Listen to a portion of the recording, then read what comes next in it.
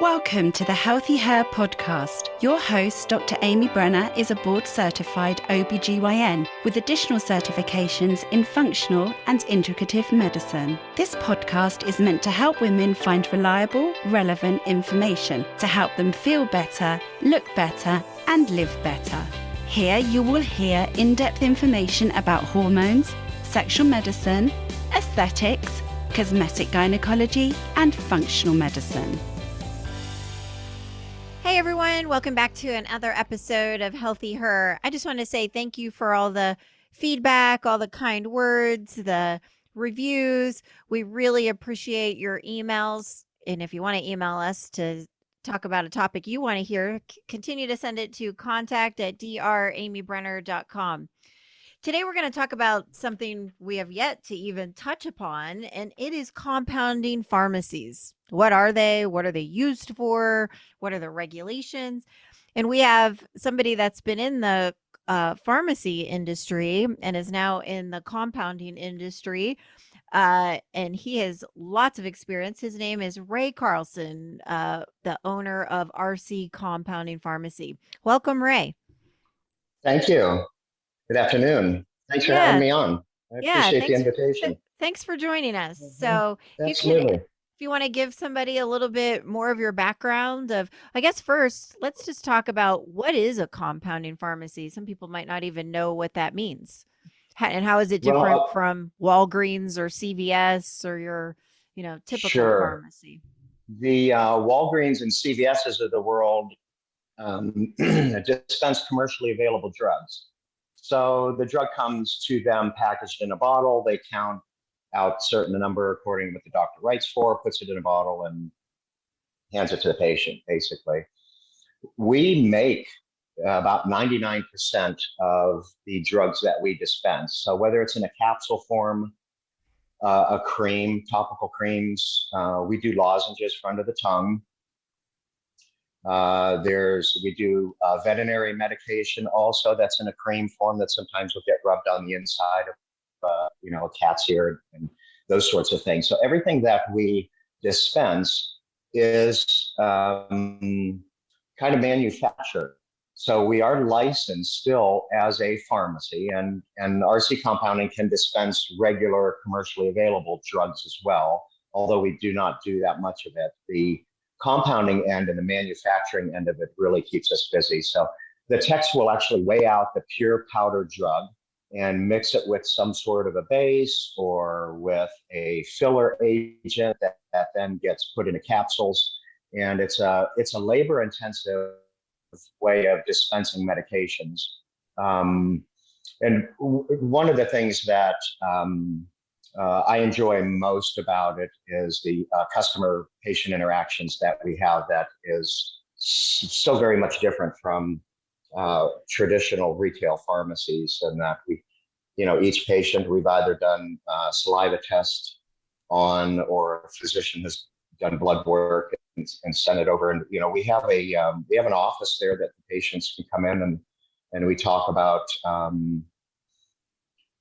their disease states, their other medications that they're on, and then, of course, what they can expect with mostly hormones that we do.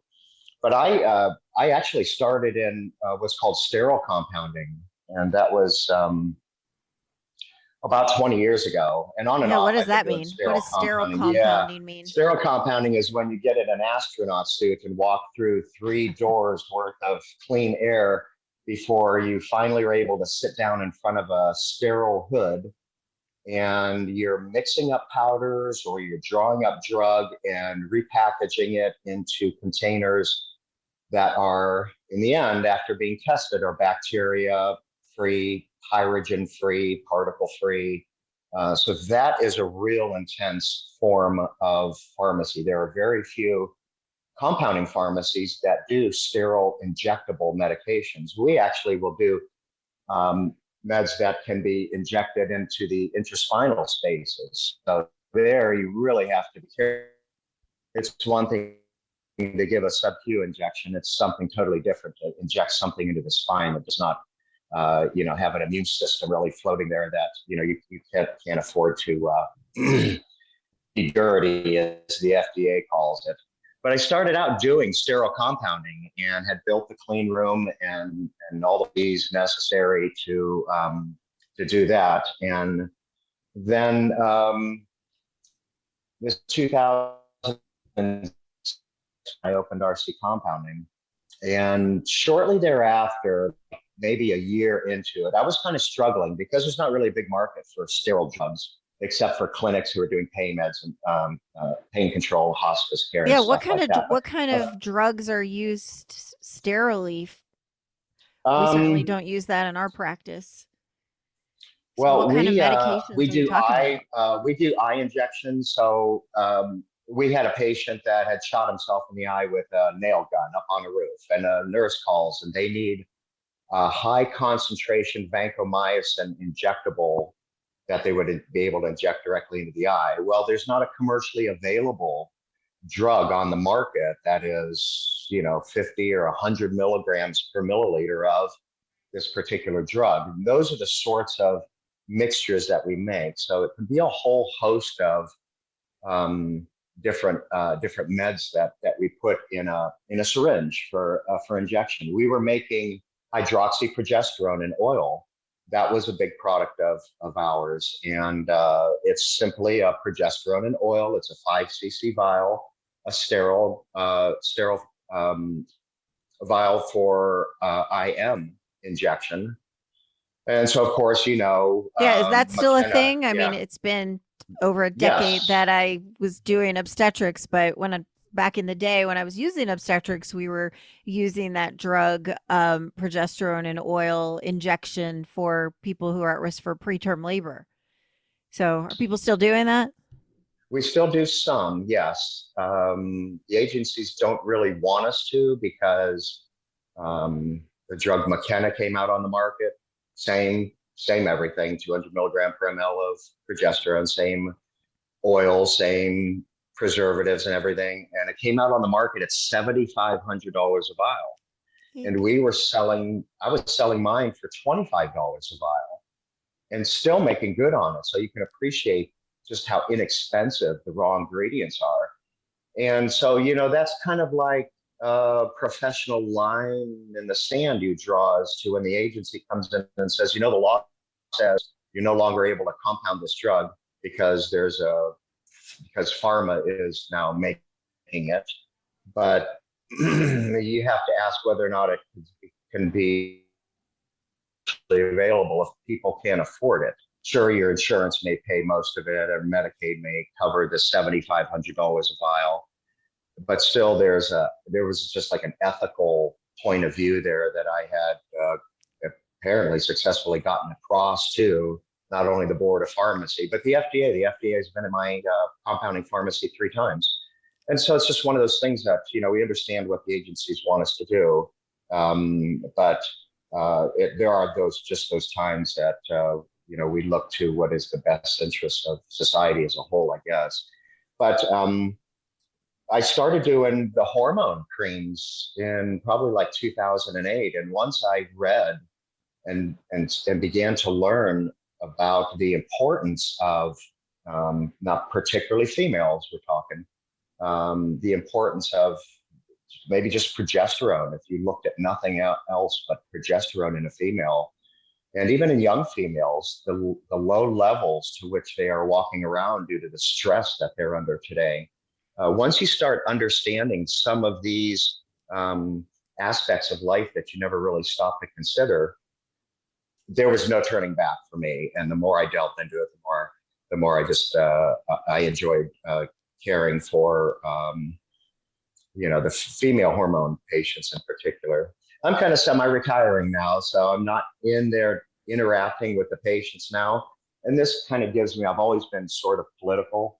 And so this has kind of given me an opportunity to, do some other things that I want to do. Yeah.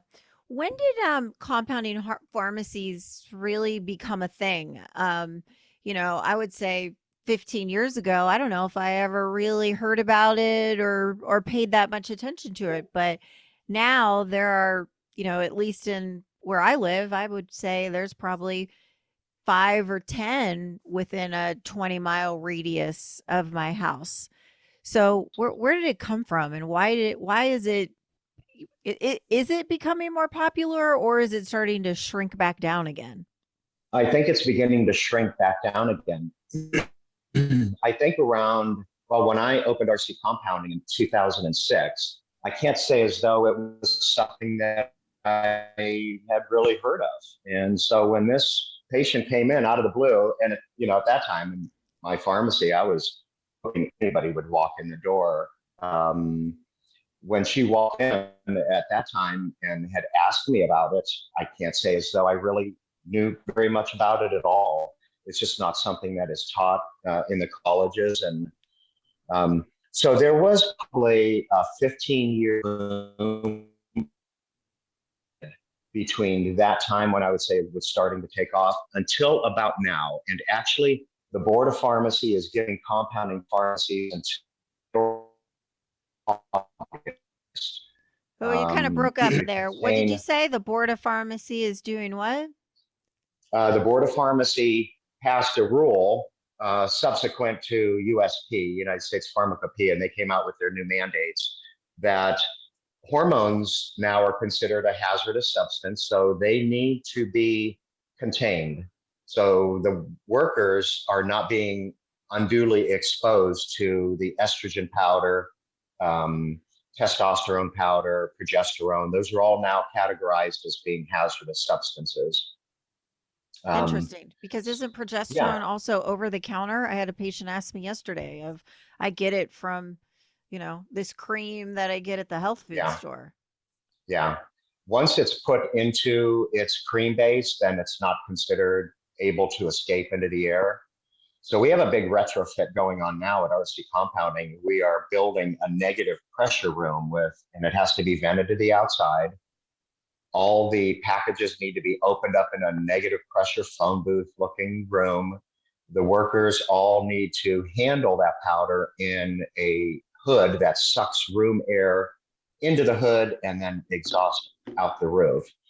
And so we've already received a call from a local pharmacy here that was doing compounding that is not going to go through the time and the expense to retrofit their pharmacy. And, you can see in some of the Walgreens, they have a little sign in the window that says, we compound drugs. I doubt they're going to be doing what needs to be done because it's pretty lengthy. So I suspect that, your typical retail pharmacies that were doing a little bit of compounding on the back counter with a spatula, an anointment slab or something, are not going to be able to do what the agencies want them to do. So I suspect we're just going to, we've been busy. We just seem to be getting busier. Do you think those that that stay in the game? The birth of a lot of compounding pharmacies, just like yourself, came from doing hormones when that study, the Women's Health Initiative, the basically the take home message was that hormones were bad, which, that's a whole other topic. If you're listening to this, we actually did a whole session on that. It was episode number 15 and talks about the Women's Health Initiative and how it really did a disservice. But I think a lot of patients and physicians, and I guess maybe even pharmacists, switched from Premarin and Prempro to bioidentical hormones. Do you think that made a big difference in the birth of compounding pharmacies? I think it did. It had a big impact. And it's ironic because the NIH study actually wasn't interpreted correctly, in my opinion, because what was being used in the study was a medroxyprogesterone. So it wasn't the natural progesterone that the female produces. So the estrogen medroxyprogesterone group had a higher rate of cancer because medroxyprogesterone, it will lock onto the cell site, but it doesn't have the same level of activity that natural progesterone. The estrogen group itself showed no increases. So it really showed us that it is the lack of progesterone, or in this case here, the actual blocking of whatever natural progesterone the female had circulating, that showed those of us who were already in the game that the studies were being misinterpreted. And it really speaks to the issue of the female today that we're seeing, and the level of stress that they have. When you figure one molecule of progesterone is taken in order to create one molecule of cortisol, that's a recipe for disaster for a lot of females that are under a lot of stress. And females today, unfortunately, they are under a lot of stress. Yeah, who's not under stress? Exactly. Sometimes they're the breadwinner. They're the ones that are providing healthcare for the family. They're single females or going through divorces. And because of the estrogen in the brain and its potency being 7 times that of testosterone, females are more sensitive to stress than males are. Our testosterone it's kind of even keel. We're at, I don't know, 1200 when we're 19 years old. When we get to 40 or 50, it starts to drop so slowly we don't even know we're losing it. It's a slow transition down. We do not have this 28-day high and low, and unfortunately, females today are not being allowed to have their low. And when you remove that ability for them to decompress in order to experience a high that I'll never experience in my lifetime, you're really putting them at risk for a lot of issues. So it's the progesterone issue for the number of females out there. If they've never looked up progesterone, if they've never seen how it calms breast cells, how it calms uterine cells, it doesn't counteract estrogen. It just slows it down a bit. So, the study with, they submerged breast cells in a petri dish of just estrogen, okay, and they timed the rate that those breast cells, and then they did the same with estrogen and progesterone. It slows down the rate of division of the breast cells 7-fold. So it's it's a molar potency that you're looking at here. And when a female lacks the progesterone, and estrogen is able to do its thing unabated, you're not only talking about sore breasts, and we see that at perimenopause, but you're also seeing,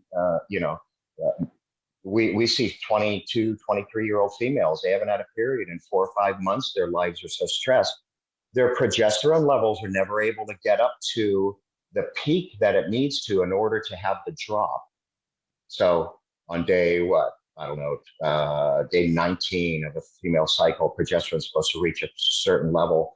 And then from 19 down to 23, 24, the rapid descent of progesterone is what triggers the bleeding to occur. Well, if progesterone, because of stress, is allowing only a blood level of 3, it's going to go from 3 to 1 or 0, and that's not enough of a drop to signal.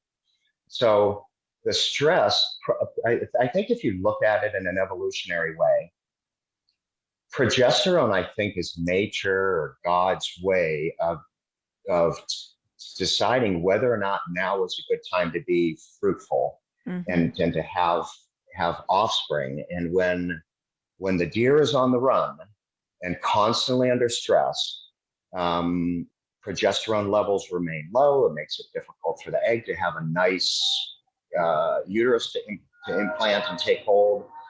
And then, very well, it just, the issue just cycles from there. Next thing you know, you start seeing thyroid problems. I've been a pharmacist for, 40 years. How many thyroid prescriptions have I ever dispensed for a male? You just don't. It's like 88% female. It's because the blocking and the high cortisol. And then, the other concern that we have that we're trying to reach females on is, yes, your 28-day cycle is being disrupted. You're having difficult periods. Consuming ibuprofen in an environment of high cortisol is probably not good either, because when cortisol levels are high, the immune system is already suppressed. And if you throw ibuprofen or an anti-inflammatory on that, you're making it more difficult for the immune cells to get to those areas of the body that are meant to Excuse me, I got some You and I could coming talk in here, like but that. We could talk for a whole hour yeah. just on Oh that yeah, of the absolutely. dangers of NSAIDs. The other day, my legs were bothering me after a workout, and my husband's like, "Why don't you go take some Motrin?" I'm like, and I had to like give him a little mini lecture of like, you really shouldn't just be popping NSAIDs, with every little aches and pains. There's a lot of health problems of chronic NSAID use. So, um, anyway, that's a whole other topic. Yeah, yeah. Oh, it certainly is, and I forget how many tons a year are consumed in the United States, uh, but it's a lot, Yeah. And mhm. So, but estradiol or bioidentical estrogen or progesterone, you can get those at a commercial pharmacy and they are FDA approved. So, how is it different, or why should somebody who's listening to this consider, or a doctor that might be listening to this, what would be the benefits of getting, let's just say, we'll talk about progesterone first. Why is progesterone different than what you get at a regular pharmacy? I have my answers, but I'd love to hear your answers. There's really not much difference at all, except for the fact that we can tweak to whatever amount that we want. My scale goes out to 1/1000th of a milligram. I can put as much or as little as is needed in each dose. Right. Versus what's commercially know, available for the progesterone, I think it's only 100 or 200 milligrams, as well as what's, at least this is my knowledge, is what's commercially available is immediate release, versus with compounding, we could either do sustained release or immediate release. correct. And what we add into the capsules can prolong the action of it. But there was prometrium that was in an oil, sort of and Yeah, you it was could in pretty peanut much oil. Is yours accomplish. in peanut oil? In an oral, we do not do a progesterone oral capsule in oil. Right. Versus what's Ours is commercially all available powders. is peanut Yeah. oil, which it's my understanding that peanut oil is not a healthy fat. No, it's not. It'll definitely line the gut. I think peanuts in general are probably not a very healthy item, allergies aside. And when you look at, in my opinion, when you look at the actual transaction between a pharmacist and a patient, you're not just talking about the product. If you are working in a retail pharmacy, you're working at a CVS or a Walgreens, you are dealing mostly in the product and not the service. So you have both of those going on. The service is just as important as the product. Anybody can stand back there and count by fives, put them in a bottle, and hand it to you and ask you to sign on the dotted line if you don't have any questions for the pharmacist. Anybody can hand bags out the drive-through window and give some kind of reminder that this is your last refill or this and that, and not think anything of it. That has been pharmacy's issue for probably 30 years. And this is why you no longer have independent pharmacies around. Any of your listeners, I would caution them, it doesn't matter what prescription you get. You have to develop a relationship with your pharmacist and force that pharmacist to do what the law says that pharmacist is to do. Any agency that would come to me and say, your scales aren't calibrated, you're not checking potency on a final product in this, remind them, as I did remind them in an action that I took against the Board of Pharmacy, and I'm sure you're probably aware, I did file a lawsuit against the Ohio Board of Pharmacy. Yeah, let's talk about that. And this was subsequent to my, this was subsequent. Well, this comes down to the issue of patient safety. And the law says that a pharmacist has 3 categories of things to do before they hand that drug to the patient. First of all, they ask them a bunch of questions to find out who they are. What other medications are you on? What over-the-counter medications are you on? What's your disease state? So, why are you even here? Do you have a medical device in? There's 12 different things that should be asked, not just your first initial, last name, your birthday, so they can find you in the computer. There's 12 things that somebody should be asking so that they can give that to the pharmacist, could go on file. And when the pharmacist looks at the prescription that a physician has written, that pharmacist can put that request up against what information the pharmacist has received. So that brings us to the second area. The pharmacist then is supposed to decide whether or not what this physician is requesting suits this patient. Is it for the eye and not the ear? Is this patient already on this drug? Did this patient just have this medication filled somewhere else? Maybe it's a doctor that doesn't know the patient has 3 other specialists writing for the same thing.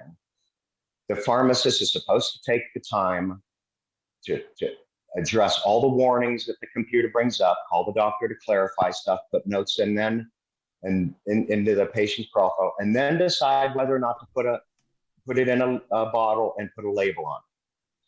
When that is done, and the tech or the pharmacist then checks the patient out, they're to, in some way, the law says, make sure that the patient understands they have the right to sit down with that pharmacist and go over 12 more things. What happens if you miss a dose? How do you store it? What kind of reaction might you expect? How's this going to make you feel?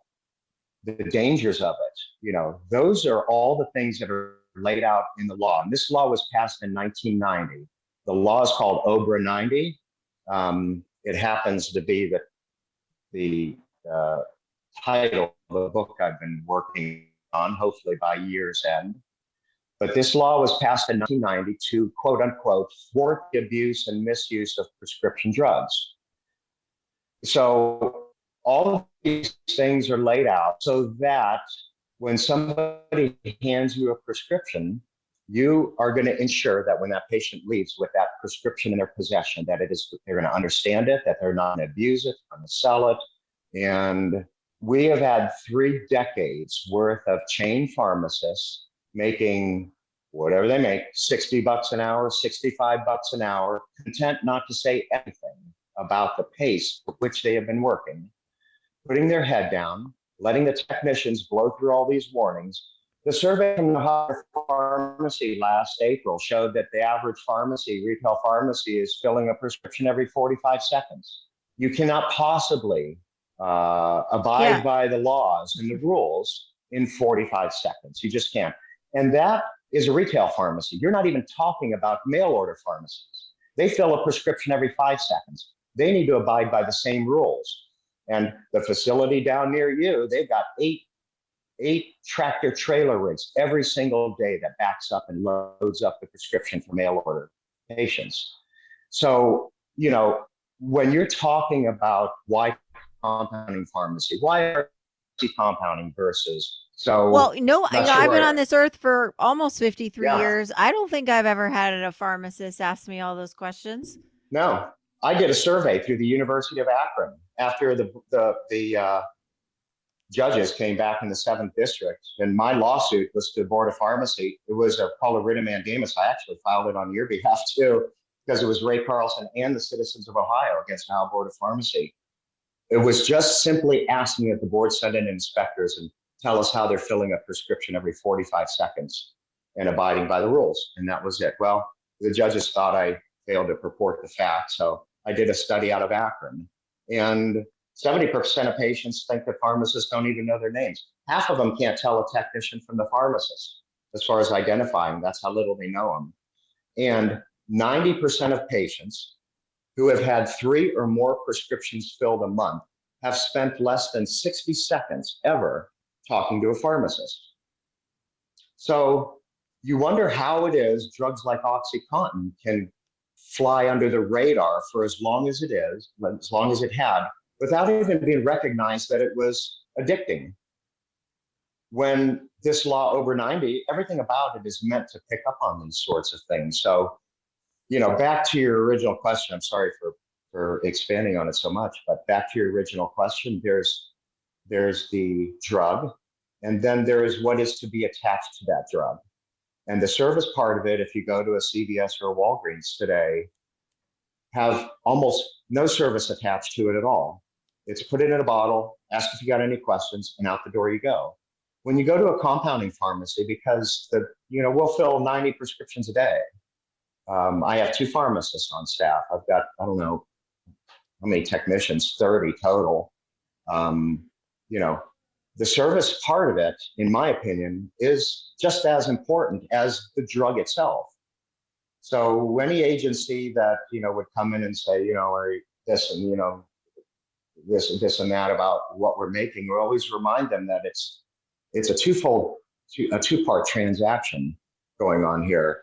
And so, as far as your listeners and stuff, I can't impress upon them enough that when they have their prescription filled, whether it's at a compounding pharmacy or whether it's at a Walmart or a Giant Eagle or CVS or wherever, that they need to understand that the pharmacist is responsible for doing these sorts of things. And even though it's so broad in the way that it's being undermined today, doesn't mean that it's not supposed to be done.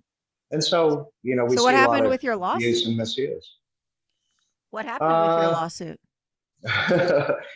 There's this thing called standing. So you can't just go to a court and say, you know what, I don't like Dr. Amy Brenner, I'm filing a lawsuit against her.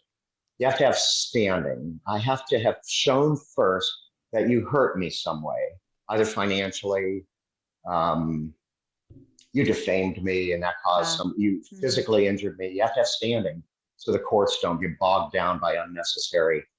And seeing how I'm not being hurt by CVS and Walgreens directly. I'm actually getting busier because of the whole scene that they're in. I had to prove standing, and what I was asking for was called public standing, and that's why I filed the lawsuit in your behalf as well, all the citizens. I was going for public standing so they would listen to what I was having to say. If I was granted public standing, which they haven't given in 16 years, they would have listened to what I was asking the board to do. Public standing only is given if the issue is important, the public cares about it, and more people will die if the judges don't side with me. And because it's hard to prove that the opiate problem has been related to retail pharmacy or the number of hospitalizations due to drug misuse, I didn't nail down specific incidences of people being injured. And because it hadn't been given in such a long time, they dismissed it without listening to what I was asking the board to do, just based on those grounds. But it is what it is. Now, in my retirement years here, I hope to, be trying to educate the public more, just for the sake of maybe saving the profession. The issue that we have going on right now is CVS says they'll fill a prescription for all General Motors employees for $2. Rite Aid comes in and bids, they'll do it for $1.50, and Walgreens ends up winning the contract for $1. So now all GM employees have to go to all Walgreens and the pharmacy only makes $1.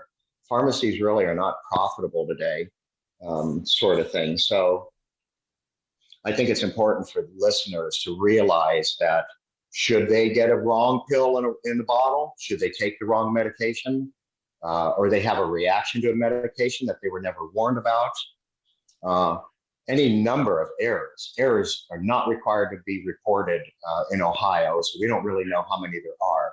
I think it would behoove all the listeners to understand. Just go and Google over 90 drug use review, over 90, and see that should anything happen with the drug error, they have recourse, and maybe through the courts, we can try to fix some of these things.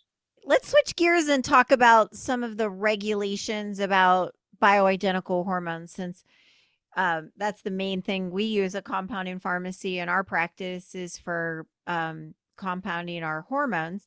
One of the main reasons is there is not any commercially available testosterone for women, which is odd. And sometimes I hear some of my colleagues say, well, there's no data about testosterone in women, which I think, like, what are you talking about? Like, there's a lot of data. You just haven't read it.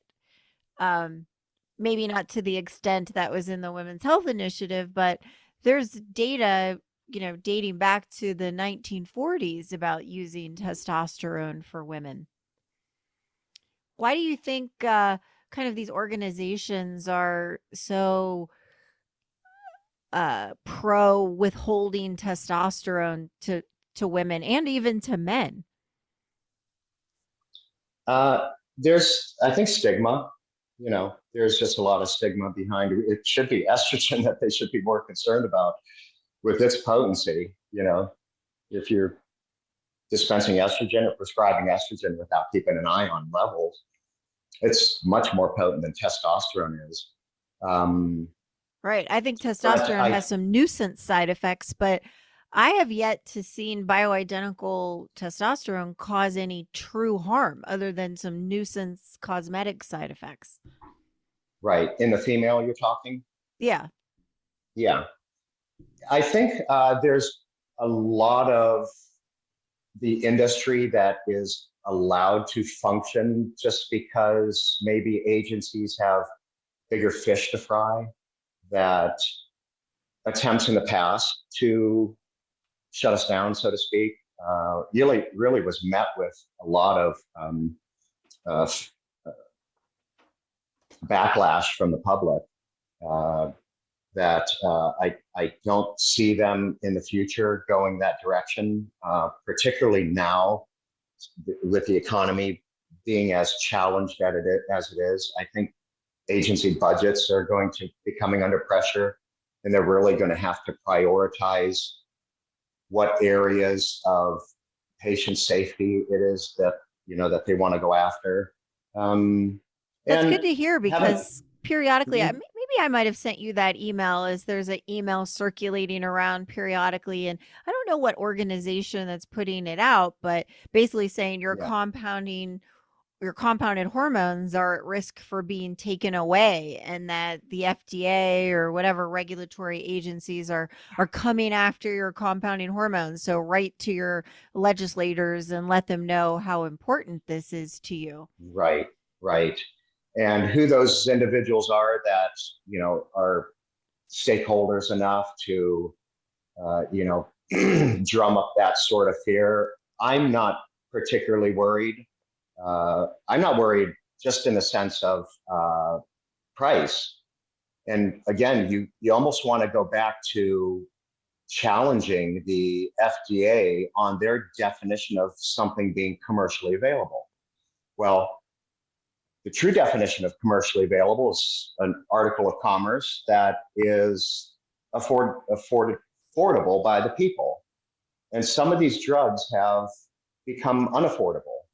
I used to buy 1 grain thyroid tablets, a bottle of 100, for $7.99. Now it's over $100. The entire thyroid line of drugs has increased tremendously. And now $100 a tablet may not seem like that much, but when you consider the public now is having to deal with other areas of inflation as well, they're going to be a little more agitated should an agency do something that makes their financial lives even more difficult. The thyroid powder, so Armour Thyroid is a mix of T3 and T4, and it's available in bulk powder. A kilogram powder, it's like a kilogram is like a gallon bucket of powder. So a gallon bucket of thyroid powder at one time that we used to buy for $100 is now over $5,000. And it was not long ago. I mean, and it just came available again just within the past few months. You weren't able to get it for a year and a half. And that's some of the games that some of these pharmaceutical companies are playing as they're merging and buying one another out. Well, somebody bought up all of the pig thyroid glands at the processing plant or something like that. They cornered the market. They made the stuff unavailable for a year and a half. And then all of a sudden, when the same distributors come back out with a kilogram, it goes from $100 to $5,000. So we're not compounding thyroid capsules anymore. We were able to tweak if a half a grain was too little, but a 1 grain was too much. We could do any amount in between that, but we're dispensing now the thyroid tablets, and whether or not that was the pharmaceutical company's intent. So I think that's a shame. I think financially, because it is an issue with commercially available thyroid thyroid drugs is, you're right. Sometimes you want an in-between dose and it's not available. Yes. And that's part of the service that is being given. So again, I think the argument comes back to, you're not just talking about the drug. Yes, I can compound thyroid capsules 1 grain, and we have in the past, and we did a lot of it. And yes, you can buy a 1 grain tablet from CVS, but the argument also has to be, we also have to pull in that service part of it. You know, when we interact with our customers and the patients, you know, we make sure that they understand what's going on. And, you know, again, it pulls in cortisol and why maybe their thyroid has gone bad to begin with, and some behavior modifications and stuff that they need. So unfortunately, I don't think that the service part of what we do has been looked at yet. And it's a horn I've been trying to toot here for the past 10 years. And that I think once the public realizes, or they really need to just educate themselves on this aspect of pharmacy, that they'll understand that compounding pharmacy is, I think it's going to be here to stay. And I think we're even going to get busier as economically, that's good to hear, because things become more challenged. That's good to hear, because when I get those emails that your compounding pharmacy or your compounded hormones might be in danger, that's just terrifying, and terrifying for me as a patient, and also terrifying for me as a Right. physician, of how many lives we've changed with bioidentical hormones. Right. You know, and the other thing is that big business tends to be a more fragile business model. So you would think with all of this money that they're making, like a CVS, okay, they made $65 billion last year. You would think with all this money that we are expending on their healthcare, that we would be in a good position to handle whatever crisis came our way, i.e. COVID. Well, we saw that in spite of the trillions of dollars that we spend in healthcare, we were not ready. Not staffed, certainly not staffed enough. We didn't have gloves. Nobody had any masks and this and that. And so the independent compounding pharmacy, I don't know about all the others, but my staff is about a while ago, we beefed up on 6 months supply of everything. So no matter, you know, if COVID rears its ugly head again or something else happens, I know that as long as UPS is going, you know, and even then we could deliver it. But no matter what happens, we have already secured and have in our possession a 6 month supply of everything, from syringes to drugs to caps to gowns to whatever. And I think that sort of business mentality also speaks in the favor of compounding pharmacies, that agencies realize this benefit that we have in being able to help the community. I know when COVID hit, we were putting hand sanitizers, masks, and gloves, and a bar of dial soap in Ziploc bags, putting them in baskets out by the road with a sign just saying, "Help yourself," sort of a thing. So we were kind of ready, you know, we were stocked up and ready to go. And agencies see that, they realize that there's a benefit to that, and helping the people and making sure that the people, you know, don't become agitated. So I think going forward, compounding pharmacy is going to be just fine. Yeah. Well, that's good. But have you seen the recent NAMS guidelines that were released, I think just last week? Yes. Yeah. So for those of you who are Probably. not listening, Sure. NAMS stands for North American Menopause Society, and it's an organization for physicians to get advanced training in basically menopause medicine. And I think in general, I was really supportive of their overall recommendations. Of their pendulum is swinging. They said that hormones are, for most people, the benefits extremely outweigh the risks, particularly if you start it within the first 10 years of menopause.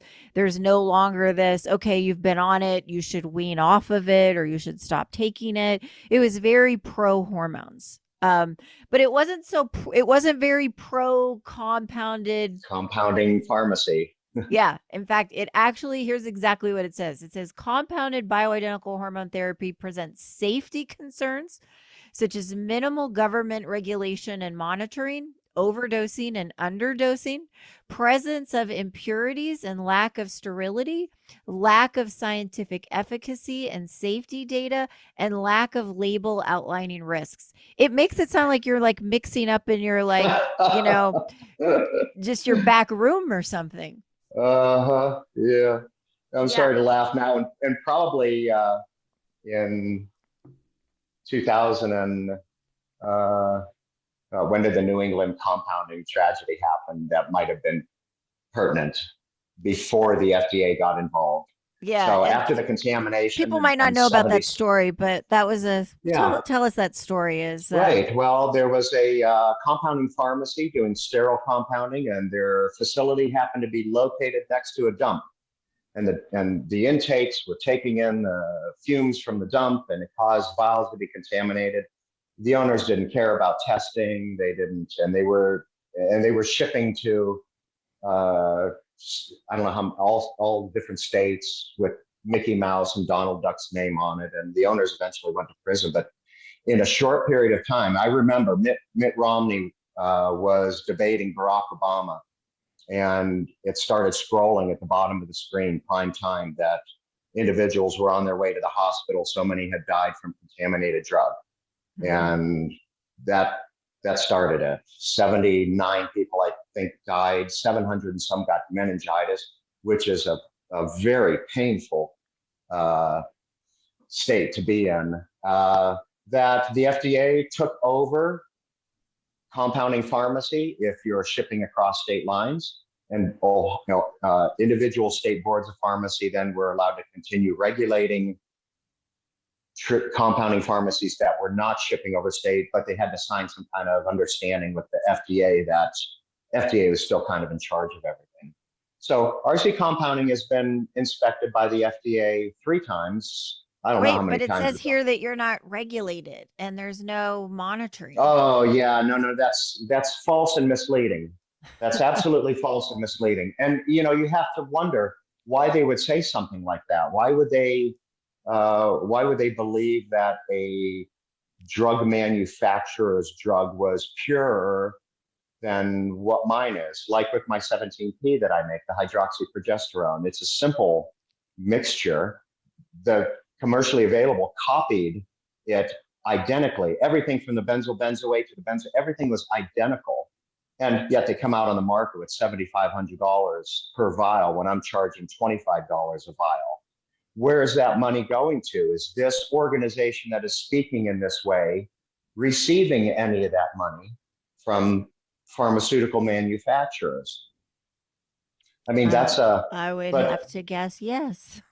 Yeah. Well, my scales, I can do something in a small beaker with a scale that can weigh a grain of sand and make sure that it is mixed properly. I bought a $60,000 MAS machine, and it's probably better than anything that, I don't know, but I can't imagine a pharmaceutical manufacturer has an actual MAS machine on such a large scale. But this MAS machine, you take your ingredients and you dump them in with some titanium balls. It spins it so fast that it ensures everything is broken down and mixed and the purity. And when we send our samples out, everything is within a couple of % of what the stated potency is on them. 15 years ago, was that the way things was? Yeah. What do you have to do in a compounding pharmacy as far as monitoring or testing, like what you're making is what it's supposed to be?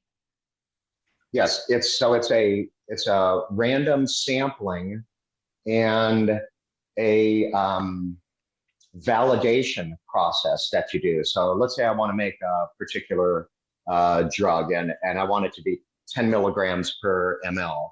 I have to do that 3 times and send it out for testing 3 times in a row on different occasions to make sure that I'm able to be within what they allow to be a 10% difference. So if I say it's 10 milligrams on the label, if it comes back at 9 milligrams, that's fine. If it comes back at 11 milligrams, that's fine too. So you have to be able to do that 3 times in a row and then continue to do that every year. you also have to revalidate if you got a new machine. So if we were using an unguator, it looks like a milkshake mixer, before we were using that instead of the Maz. So if you change your process now, we're no longer using the milkshake mixer. We're going to use this new Maz machine. You have to revalidate. You have to revalidate your product.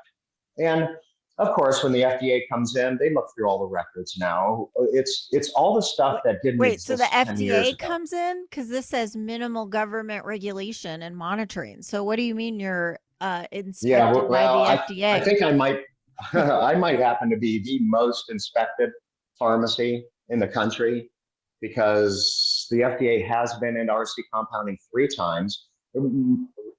Most compounding pharmacies wouldn't even let an FDA inspector in, because prior to the new law, it's called the DQSA law, when the contamination issue happened. So when the federal government took over compounding, it was subsequent to the DQSA law. But prior to that, if you're an FDA agent coming into a compounding pharmacy, showed your badge, they wouldn't let them in. Now, Board of Pharmacy here in Ohio, yeah, you had to let them in. That's all changed. So FDA comes in. Who is keeping track of compounding pharmacies? Is it the FDA? Is it the mostly Board of Pharmacy? Yes. And the State Board of Pharmacy if it's a compounding pharmacy. So you have dual. So RC compounding has been inspected 3 times by the FDA. Each time they're there for a week. So they go through everything. You can try to fool the system now all you want, but if you're not somebody who understands that really what they're asking you to do is be a better pharmacy. They want to make sure that there's 10 milligrams per ml. They want to make sure it's not contaminated, that you're not contaminating your workers, that all that's good stuff. And owners that don't realize that, owners that believe, well, nothing's happened in the past, why do I have to do all this stuff all of a sudden? Those are the ones that aren't around any longer. Now those compounding pharmacies that are in business, when these agencies come in, they don't mess around. You don't offer them coffee and donuts. They go right to your records. They interview technicians. They go through everything. They even want to know how much money you're making. So you're not going to be able to escape agency regulation. And it's a good thing. This is all good stuff. Yes. I actually, before the New England compounding tragedy happened, I went to the Board of Pharmacy 3 times to ask them to change the rules to allow Ohio pharmacies to do more. And I even warned them something was going to happen. I told them, there's Mickey Mouse prescriptions coming in from out of state. You don't have any inspectors go up there and see how they're making these drugs. Let us do more. We were only allowed to do 5% of our total sales. I said, let us do more. Change the rule. Well, 2 months later, New England compounding happened and all conversation was off. The feds took it over. And so for any group or organization to claim that there is not oversight, that we're just mixing stuff in the back room and we don't care if it's 5 milligrams or 15 milligrams in every milliliter of cream, they are mistaken, because we know that when an agent shows up, whether it's a Board of Pharmacy or the FDA, they walk in with their computers, their briefcase, they show you their badges, and you're kind of done working for a week.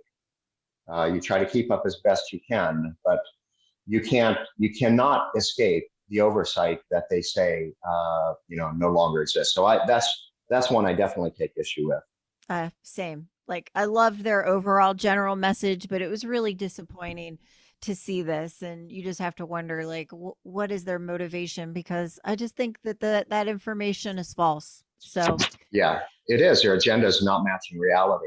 It just isn't. And shame on them, because they're really, in some ways, they're kind of hurting the public a little bit by not allowing more of us. I mean, I wish all of the CVSs and Walgreens were compounding pharmacies first and retail pharmacies second, because they would get a taste of the type of service that lawfully is supposed to be given to every patient. And we wouldn't have so many stresses in the world if people started doing what they were supposed to be doing. from my Mhm. standpoint, the compounding pharmacists that I work with are just invaluable. It's great to have somebody like yourself and the other compounding pharmacists that I deal with, just a text, a phone call, or an email away about dosing questions, drug interactions, it, and there's just so much more we can do Yeah. with compounded And much of medicines. those questions that we're seeing now is, can you make this? I can buy a gallon bucket, kilogram of lidocaine, and I could I could make enough lidocaine injection for everybody in the state of Ohio. But I can't really do it because it's commercially available. Well, it was commercially available a few months ago, and then there's a shortage. Now it's on back order again. And so clinics and hospitals are calling simple lidocaine with epinephrine.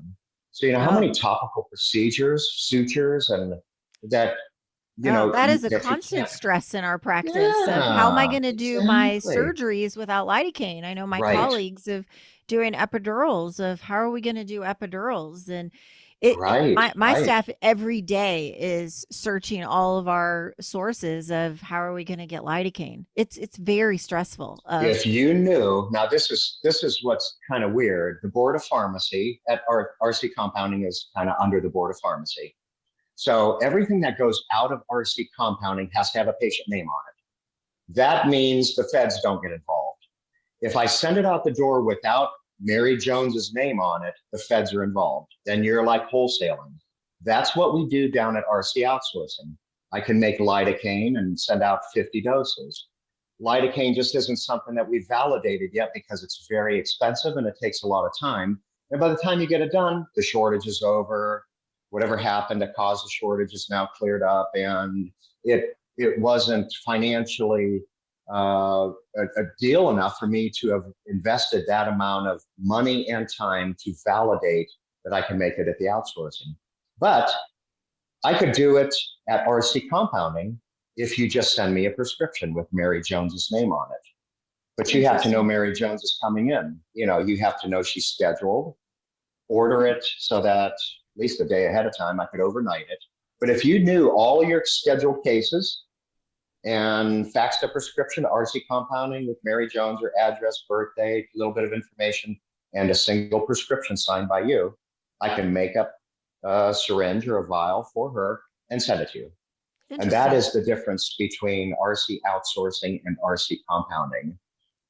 Kind of I do the did not know same that. thing. So at least I won't Uh-huh. have to be Yeah. canceling surgeries in my office for that reason. Right. So Now we can I learned you something can today. overnight it. Yeah, we can overnight anything. So yeah, but I just thought that was interesting. Well, thank you so much for joining us and informing Oh, you're welcome. everybody of what a compounding pharmacy is and definitely debunking these myths that about the regulation and safety. Thank you for listening to this episode of HealthiHer. You can find us on Instagram, Facebook, and the web. Go to www.dramybrenner.com to learn more. This podcast is for general information only and does not constitute as medical advice, the practice of medicine, nursing, or other healthcare services. No patient-physician relationship is formed. The information in the podcast and any references, material, or links are at the sole discretion of the listener and not meant to be a substitute for professional medical advice, diagnosis, or treatment. Listeners should not delay or disregard obtaining medical advice for any medical issues or diagnoses that they may have, and should seek medical advice from their healthcare provider for any such conditions.